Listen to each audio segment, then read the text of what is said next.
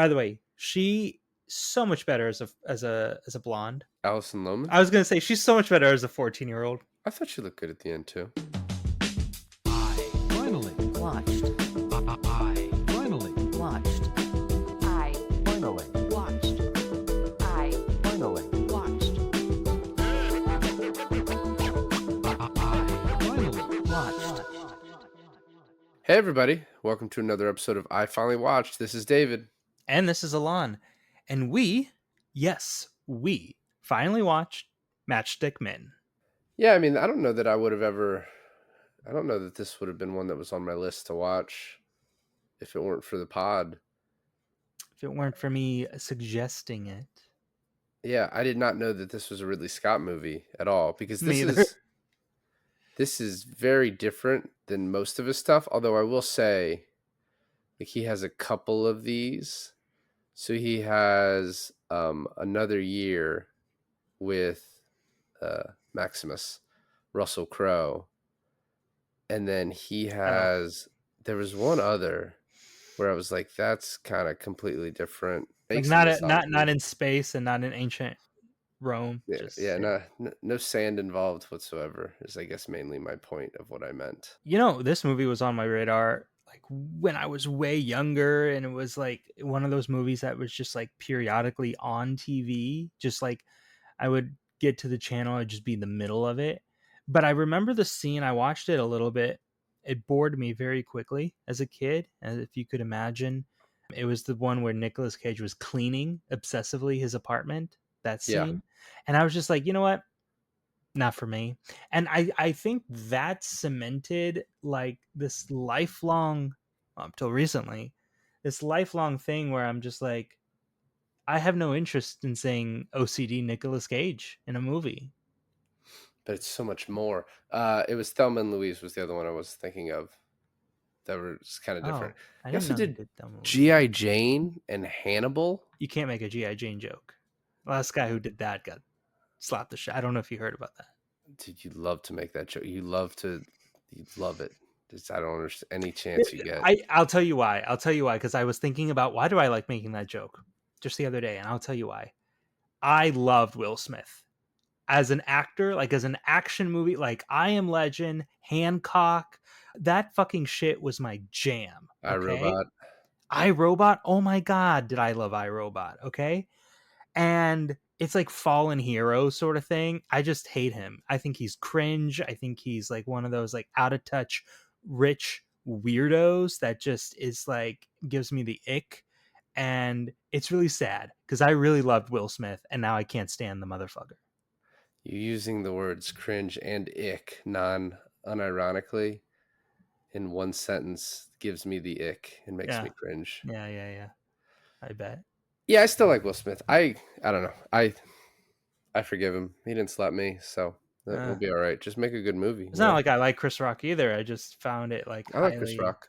No, I know. I was like, I don't like Chris Rock, but it's not like I held him in as high of a regard before or after as much as I held, Pursuit of Happiness. God, come on, man. Wild Wild West. I get it.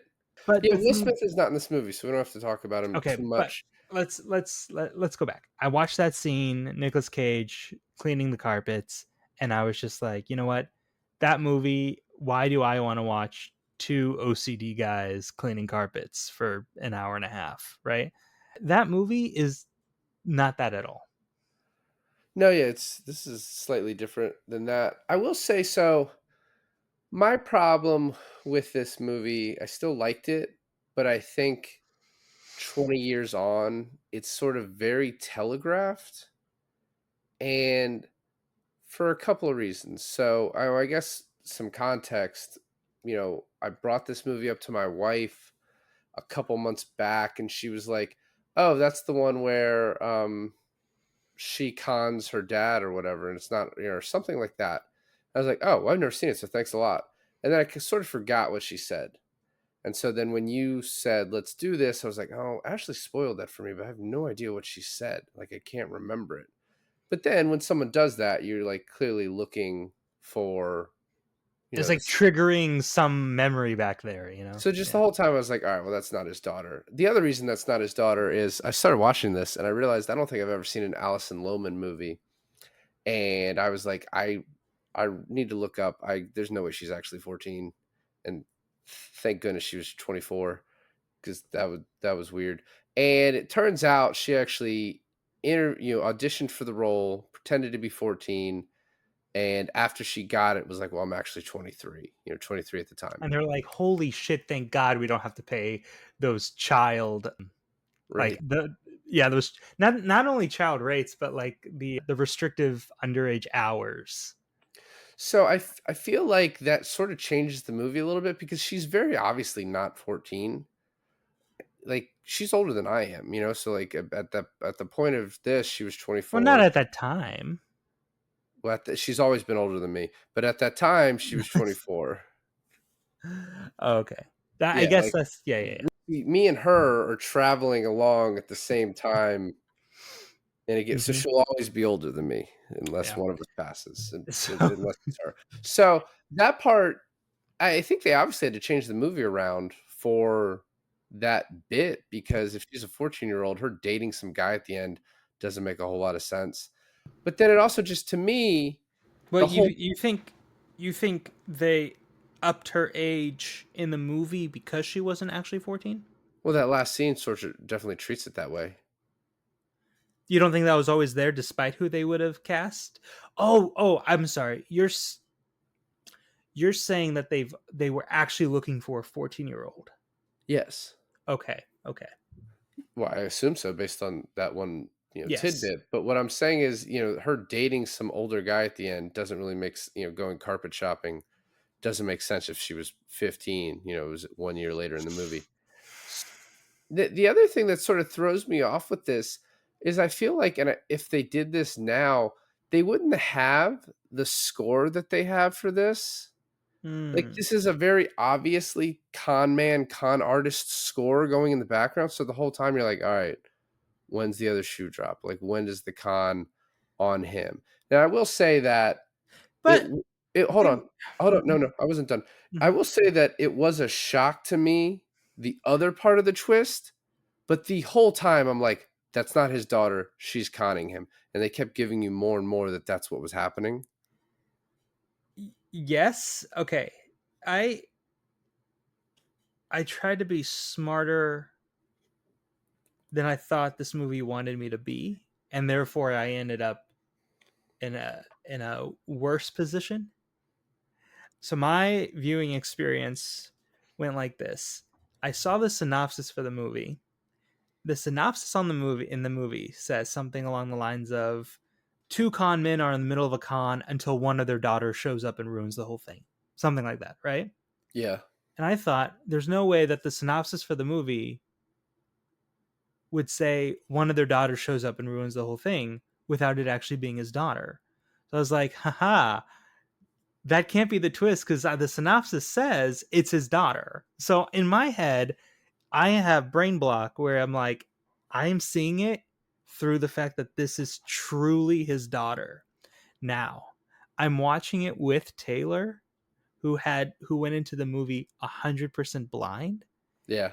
and immediately she goes, "That girl's not 14, and I don't think it's his daughter."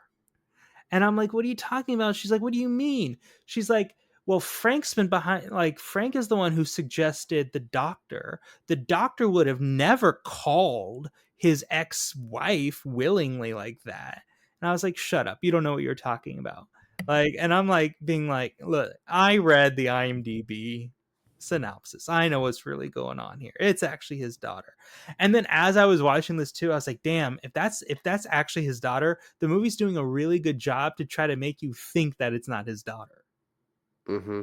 Cause you're right. Every step of the way, there's like things that come into play that's like,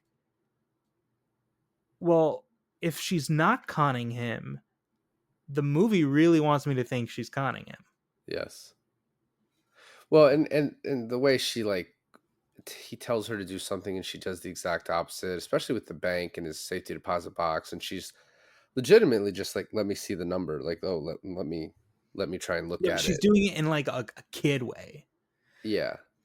But she's also the way she like the movie's a little weird in that like there's after they meet the first time and then she's like goes to kiss him and he like turns his lips directly to her and I was like that's fucking weird. Oh, you thought that was weird? I thought it was just like he was just awkward because he doesn't know what to do He with is kids. awkward, but it was awkward in a weird way. That's it's a 14-year-old daughter you've never seen. It turns out it's not your daughter. I'm glad they didn't cross the lost in translation line at the end with it. I like the way the movie ends, by That's the not his way. daughter either. I know, but it was like yeah. Anyway, it's like the point of lost in translation, or part of it was like, what kind of relationship did these two have? Mm, What did he whisper to her in the end? That was the joke I was making, hmm. obviously. Yes. But one thing too is I felt like the ending was satisfying in this, albeit like I wanted the ending where you like Sam Rockwell is on a boat somewhere and then Yes. he like looks up and it's Nicolas Cage. He's like, "Hey Frank," and then you know what I mean. Then it like fades to black, like, oh, he's gonna get his money back. But I I think thought when this they skipped like a year later, I thought it was gonna be like we were gonna show up the like at the end of Ocean's 12, where like the years skip and it's like we're seeing the end of Nicolas Cage turning the con back on them. right, yeah, Yeah. we didn't get that, No. and I think that's probably for the best because that's like I don't know, that's the audience scoring the movie, satisfying ending of like, oh no, we can't see our protagonist get screwed over like this. But in actuality, the him getting screwed over like sort of saves his life, sets his life on Yeah. the right track. Seriously. It is funny that one thing the movie does that's good, and I'm just sort of thinking of now, is like his therapist, who is clearly fake, gives him placebos, and it turns out that actually works. That does not have an issue, or like it's a psychosomatic issue, like that is really cured by him like not being a con man and being a better person and focusing on family. I guess is the I was point. and we'll go through it, right? But I was confused because Taylor thought he was a fake therapist, and I was convinced he was a real therapist. He walks into that pharmacy, and she's like, "Oh, he's going to try to get a prescription filled," and that's when you find out that it's a fake therapist. And that doesn't quite happen. And I think it happens in a smart way, right? Like it happens in a way that you could be like, "Oh, he gave him non-prescription placebo pills," which is exactly what a con artist would do, or a really good therapist, which and it doesn't disprove that he's not a therapist either, like outright. But I don't know, when you're watching this movie, you're on Nick Cage's side. Um and you don't know if there's like another side, I guess Chuck's side. Who's on Chuck's side. But then also like Nick Cage is having the internal battle with himself the entire time, being like, I don't actually even like what I do. So like in that way, the ending is kind of like he gets what he wants because he internally he wanted out the entire time. Well, it's not what he wanted, but what he needed, right? Like Yeah, it's yeah, it's better like one of for those him. endings. Yeah, better for him to be like a rug salesman and have the also just the setup of the woman that he flirts with or that like is clearly interested in him throughout the entire movie, and then he's like, oh, he's having a baby with her at the end. Look at how everything's worked out. It was also like a little bit too cute, but I appreciated the ending. Mhm. I guess it was supposed to not end with that year after thing, but they added that part to make it a little more satisfying than, originally they were going to not even have him getting screwed over by his daughter and everything. The one thing I think that would have made the reveal at the end better is if, and like I said, remove that type of music, make the movie seem like it's focusing on the relationship with the daughter instead of be, mostly because of the music. I'm like, this is a con. Like this is a con movie. You're playing con I movie thought it was music. like cutesy music. I thought it was like that type of music that you found in like little slice of life rom-coms back in that day. That was like mystery music. A lot of it. A lot of the time, the score like had a mystery vibe Well, going. I think it also worked because a lot of the times in parallel of him getting close to his quote unquote daughter, they were doing cons like in between that. So was the music for that or was the music for that? I guess I don't know. Just the whole thing. I mean, once again, you can't really separate like what I kind of knew that there was a twist So if you know there's a twist, then you're like, this is a movie with a twist, and so like maybe that affects things. Whereas like you had the exact opposite experience. You read a synopsis that made you think like, oh, this is a straight dad daughter, movie about like their relationship and how like it changes him, and so that affects your viewing Yeah. too. Yeah. So yeah, I mean, there's nothing you can really do about that part. I think Except upon farther thinking about it, it really is obvious. so. Yeah, it's very obvious. I will say the part about Sam Rockwell, and we can go through when we get to it. That part is not obvious until almost it happens. Like when he goes back in and Chuck is not on the ground dying and he punches him, and I'm like, oh, all right, well, something's up with that. And then he wakes up in a hospital room that clearly looks like something out of like MI5. I was Right. like, that's fake. Okay, so Sam Rockwell's in on this, or yeah, I mean, now the fact that Sam Rockwell was the mastermind, I didn't get until the letter, but I knew he was in on it once you're in the hospital and all that. But that's Well, very late. he had to be the mastermind, right? Because he was the one closest to Nick Cage who knew about his hoarding of money. No, yeah, obviously he had to be the mastermind, but the reveal of it happens kind of quickly towards the end. I'm like, oh, that part's good, and the fact that he just screws over this girl too, it also like all makes sense. But then you're just like, we never see him again. He's just like, we get the letter, and it's like, oh, it's over. There's no I payback here. Was there ever any establishment on how long they've been friends? No, I mean, a good amount of years, I would imagine. Is curious how long did Sam Rockwell plan this for, and how many times did he try and get make it happen? Because also, like he's probably asked him to do a long con for a while, and then the daughter thing, like I don't know, it kind of works out all perfectly, and he's got to hope that the daughter gets introduced because then it'll make him sloppy, I guess, and also want to do a long con and. So I was thinking about that, right? And we can go through it now because that kind of sets up the beginning if you want. The beginning of him wanting to do the long con, I can see what you're saying about he could probably fit that anywhere.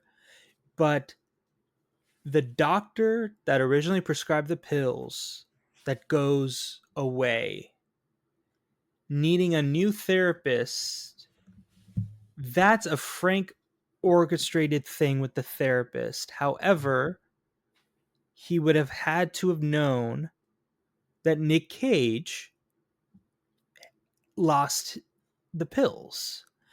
And then I thought, well, there was no way for him to set up the fact that Nick Cage knocks the pills into the disposal, right?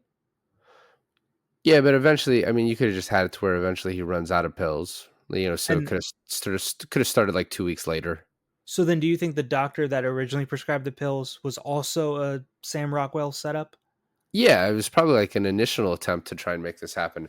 I mean, those pills could have been placebos too. They could have been just a different color pill. I guess you're right, but what kind of got me really thinking about this is that remember how many times Frank asked him, "You take your pills? Are you taking your pills? Did you take your pills? Are you taking your pills?" Right. Like he's trying to make him go through the pill thing faster. Yeah, but it doesn't even come off that way because you don't know at the time. You don't know. It's just he's like, "Hey, you're not good when you're not on your pills. Did you take your pills?" And the movie starts out mostly with just showing his kind of OCD. I love the way the beginning shot. It's almost dreamlike with like the light is the shimmering light coming off of his pool. Yeah. It's just all natural light used. And then the first little short con with the water thing that they sell, and like you can win a prize. He's like, "Well, what prize are you hoping for?" She's like, "Oh, Paris." And then he gets Nick Cage to come on there and like, "Well, we're gonna send a courier over." And then on top of that con, they have another con, and I couldn't tell like the FTC thing. Is that to get more money out of this couple, or is That's that to get access to their bank accounts. okay? But did they need that for the initial $700 they stole? No. That's what I couldn't figure out. So they're just getting more from them. Yeah, they're basically taking their lives worth. Yeah. Okay. So yeah, sign the L-47. And then he opens the door, like, and the light just freaks him out, and he's like, we have to get out of here. And then he talks to him about the long con. Then he loses the pills, and then just goes down the deep end. Well, so I mean, it kind of just fast forward there, right? Because as soon as he loses the pill, Frank has the green light to just give him the name of the new doctor. The new doctor mentions his ex. The baby is like, if you think about it too, the doctor asks the question, like leads the questions to the kid. Like, just kind of out of the blue, the doctor's like, well, did you guys ever, did that relationship ever result in a child? Yeah. And then he kept being like, or her. It doesn't have to be a him. Could be a her, you All know? right. Yeah. Yeah. Not the type of thing I even picked up on. So then he calls. And he's like, "Yeah, you have a daughter. She wants to meet Angela." And then you see her, and she's like kind of crying. You're like, I was like, why is she crying? It's like, I think just to make her more kind of pathetic, so he'd want to talk to her. I think it's because maybe they were like, oh, we'll meet under this tree, and he like stayed in his car, and she's like, oh, he's not here. Like And then it's she, good, yeah. and then she's like, has this line where she's like, "It's okay if you're a criminal." Just like, "Oh, you can open up to me about what you do." And then Rockwell sees him, and he's like, "Oh, wow, you look happy." And this is when he agrees to the long con and the Jamaican switch, which I guess just means we're gonna the money thing. I don't know why it's Jamaican. Which one? They call the con the Jamaican switch. What he does to Chuck. Chuck, yeah, Oh, okay. where he switches the money. Yeah, and so then he gets his safety deposit box, which is a cool scene each time. It's like Jason Bourne-esque. Um, do you need a booth? No, I don't need a booth. Quit fucking asking me if I want a booth. uh, yeah, but it's so crazy because you know what's nuts too. Now that I think about it, is that he never tells Frank about Angela, and so he brings her to the airport to cause the scene at the bar, which distracts Chuck, makes him turn around. Right? That's why he's so adamant about. I don't know why. Why? Okay, imagine it this, and I'm sorry because it's kind of backtracking here too, right? But when Nicolas Cage first meets Chuck at the what is it, kind of a gentleman's club, right? Yeah, strip club. Yeah, They same thing. you Yeah, will. yeah. Uh, Sam Rockwell and Nick Cage are kind of like talking about Chuck behind his back before he comes up, right? Because Sam Rockwell is like, "Oh, he's a piece of shit. He's horrible. Like, I can't wait to fuck this guy over. He doesn't tip. Blah blah blah blah blah." And then they do this thing where they pass an envelope mysteriously, which gets Chuck like interested in it, right? Yeah, And then Sam Rockwell is basically, okay, cool. Trap is set and sprung. You can get out of here. I'm gonna get him in, right? All right. yeah. Nick Cage leaves. So what does Sam Rockwell do? We don't see that part. He just sits down with Chuck. It's like, okay, Chuck, the trap is set and sprung. He's totally thinking that you're in on it. Like, it's kind of like really shit if you think about it, because every time where Nick Cage is talking to Frank and he's like, hey, look, he needs to sit here. He needs to sit specifically here so we can pull this off.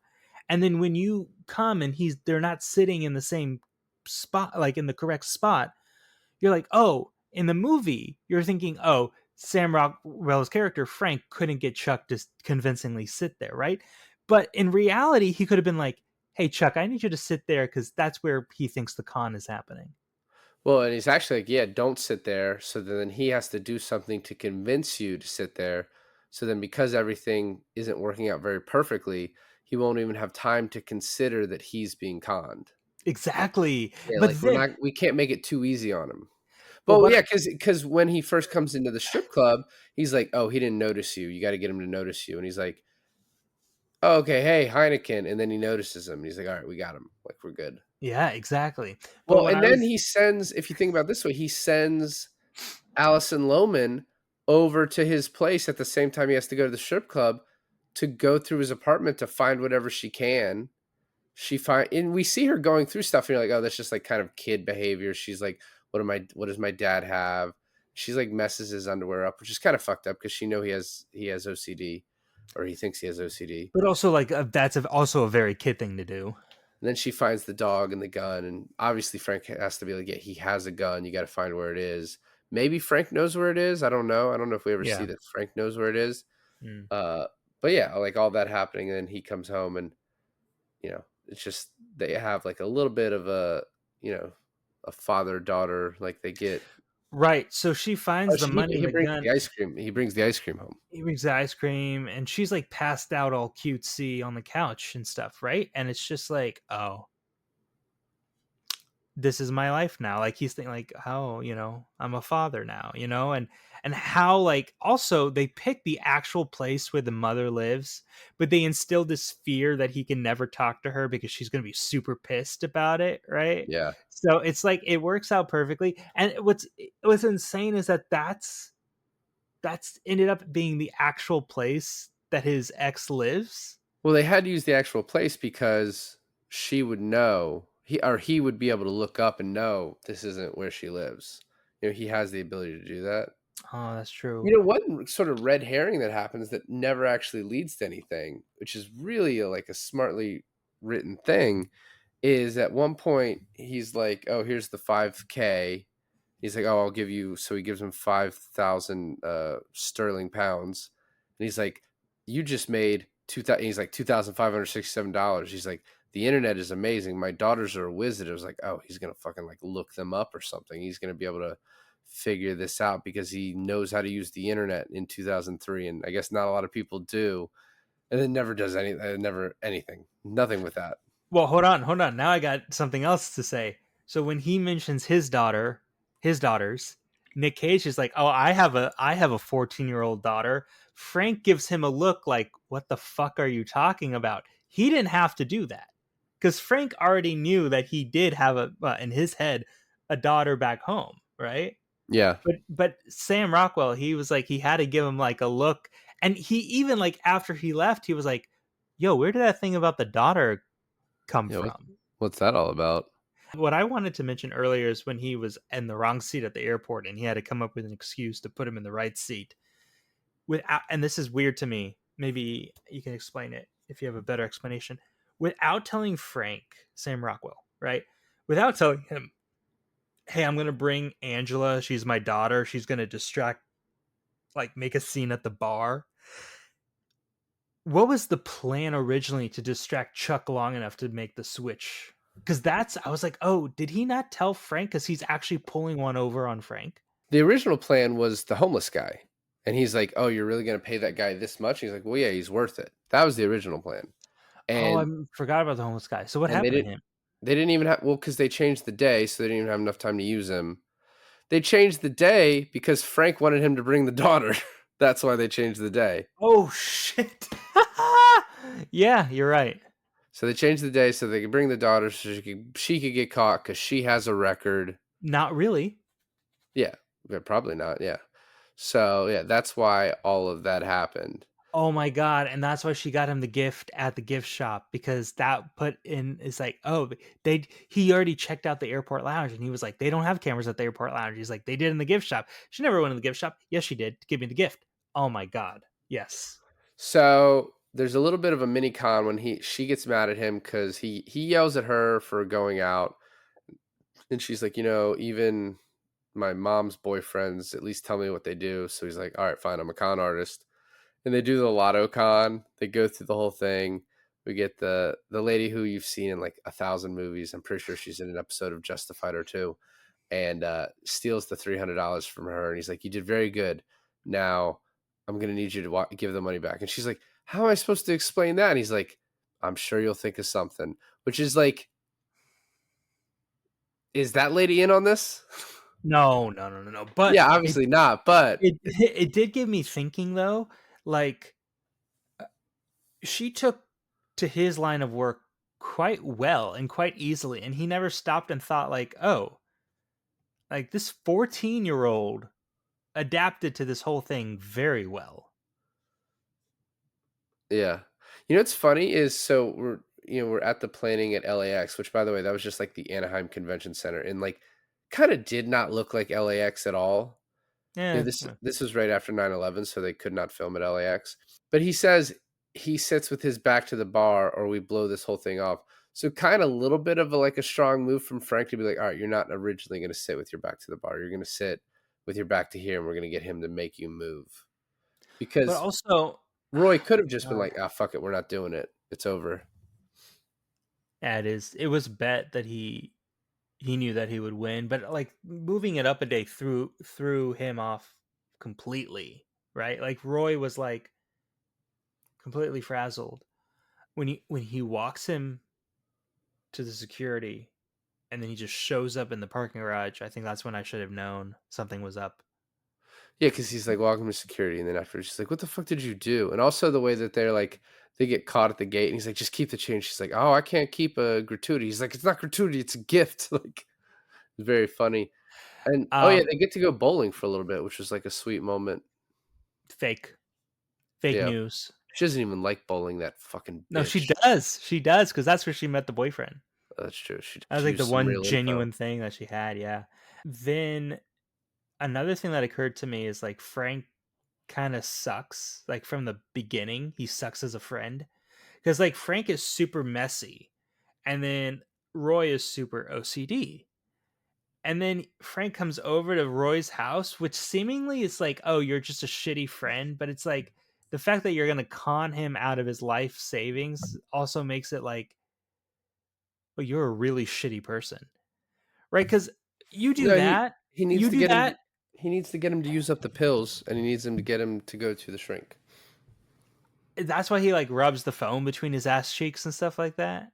And Yeah, like forgets to take off his shoes and shit like that. yeah, because he needs Frank or he needs Roy, Nicolas Cage, to have to go to the shrink, and then when he goes to the shrink, he's like, "I'm not going to actually do therapy," and the shrink's like, "You will do therapy, or you will not get pills," which is once again sort of like testing him, so he's really in the con.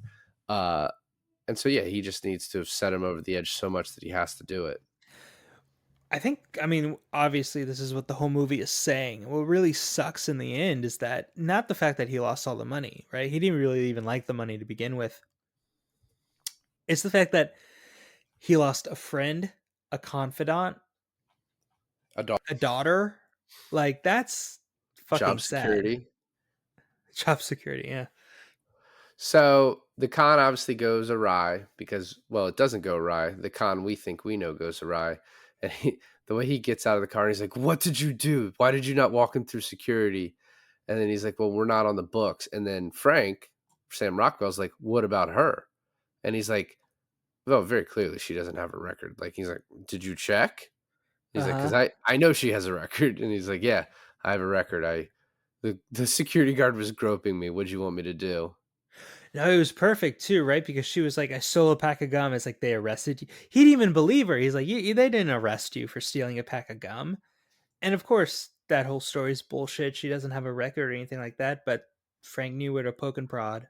You know what's kind of fucked up is then he tells her to get out of his car, and he's like, "Frank's my partner. He says you're gone, you're gone." And it's like that's the loyalty he has to this guy that's fucking him over. He's like, He "Don't ever gives call him me the again." money. He gives them his half of what he thinks is the Jamaican switch. He gives Frank the rest of his money, his cut, and he's like, take that as a parting gift. I'm out. And Frank still goes after him. Because that's the code of the con man. I thought what was going to happen is she was going to steal just the 80 in what was it, the British money? I forget. I think that's what he had. I thought she was going to steal that like from the car, but that did not happen. You thought Uh, that she was gonna like pull one over on Frank? on Roy, I thought she was just going to steal it from her dad, like when he kicked her out. That's what Oh. I thought the con was at that point. Or she was just like she was going to steal that bit from him. When she finagled her way into the bank and he just immediately made her a co-signer, Yeah, is that where it's over. you were like, oh, that's where it's gonna go? Yeah, absolutely. That makes it so obvious. Like she's going to steal that money. I mean, the movie sort of brings it back when he gives her the code, but at that point, you also know like, oh, they're all in on this to fuck him over. So he runs out of pills again, goes to the pharmacy, finds out these are just placebos, and then then goes to her to get her. I'm going to get joint custody, but then goes back home. Chuck's waiting for them. Like, oh, do you have any money? It's in the dog. Send her to go get it. So you obviously know she's going to grab the gun, shoots him, and then, Fake gun or blanks, and then he has like a dye pack that Chuck like pretends that he's bleeding. Yeah. You know what kind of is like a huge plot hole in this movie though is that I don't think you could co-sign a 14-year-old to the lockbox without an ID. I don't know. I don't know the bank's rules, so I don't know.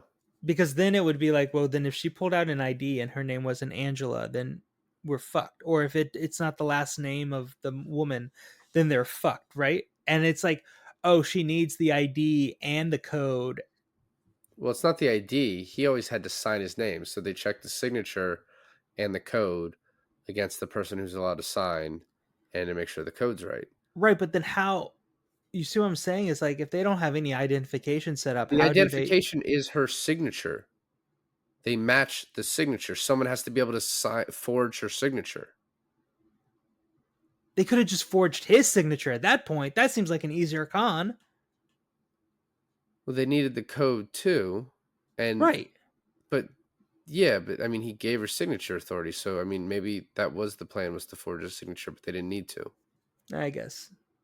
So yeah, so he gets punched out into the fake hospital that looks like straight out of the Mission Impossible movies.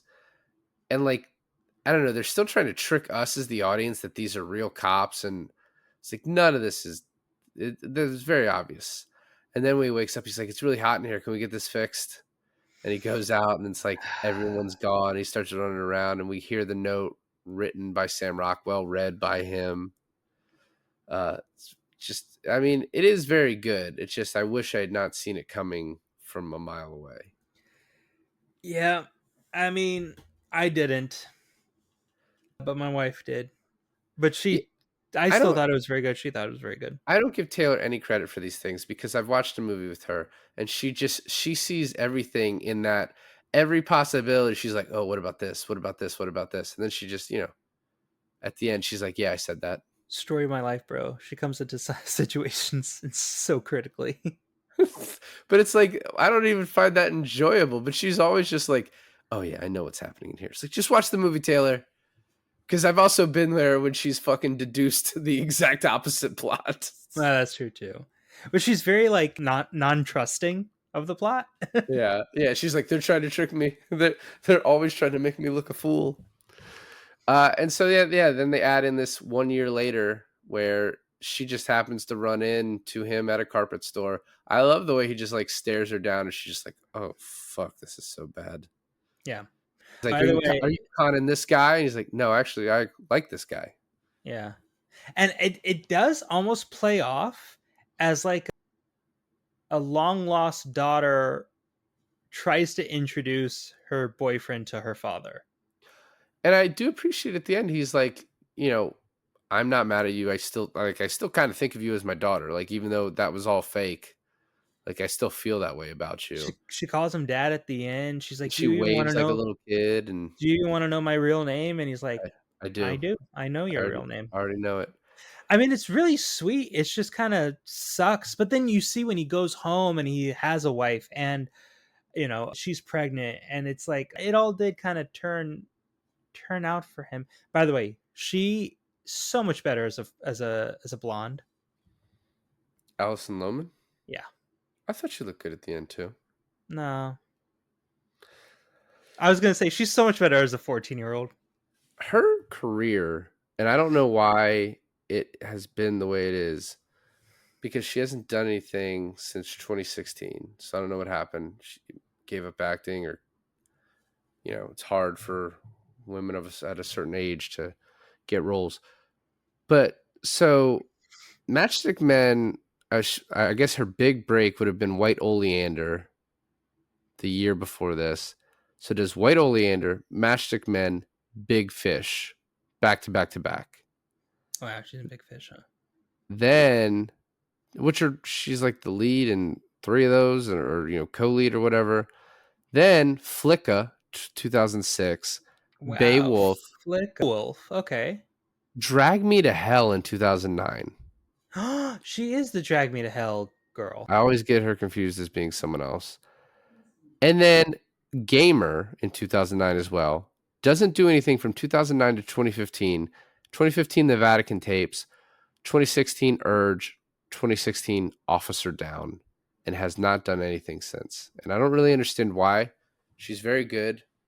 I'm smitten with her in this movie. And I don't really understand why we're not putting her in stuff. It's a good thing she wasn't 14. Yeah, Also, I looked into it. it's so funny because Taylor is like, that's not something a 14-year-old would wear. She's like, pigtails. If anything, when you are a girl and 14, you want to look older than what you are, right? And she is somehow wanting to like continuously dress younger.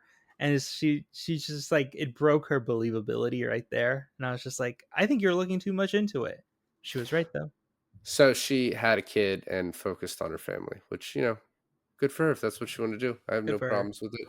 I